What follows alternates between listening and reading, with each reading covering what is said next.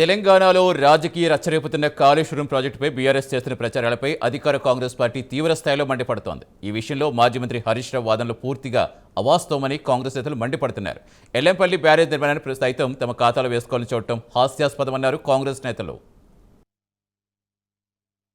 పాలన తెలంగాణ రాష్ట్ర ప్రజల భవిష్యత్తు కోసమే పనిచేస్తూ ఉంది.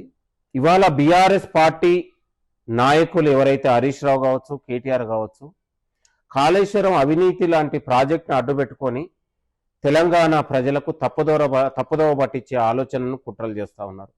30 నెలలుగా ఇవాళ కాళేశ్వరం ప్రాజెక్టు గురించి మాట్లాడని హరీష్ రావు, కేటీఆర్ సడన్లీ ఇవాళ కన్నెపల్లి ఇవాళ పంప్ హౌస్ గుర్తొచ్చింది, మేడిగడ్డ బ్యారేజ్ గుర్తొచ్చింది, లేకపోతే ఇవాళ కాళేశ్వరం ప్రాజెక్టు గుర్తొచ్చి దాని వెనకాల ఉన్నటువంటి రిటైర్డ్ ఇంజనీర్లే గతంలో కేసీఆర్ వైఫల్యం వల్లనే జరిగిందని నివేదించినటువంటి రిటైర్డ్ ఇంజనీర్లు ఇవాళ ఈ చిలక పలుకుల వెనుక, రిటైర్డ్ ఇంజనీర్ల చిలక పలుకుల వెనుక హరీష్ రావు, కేటీఆర్ ఉండనే విషయం మనందరికీ తెలుసు.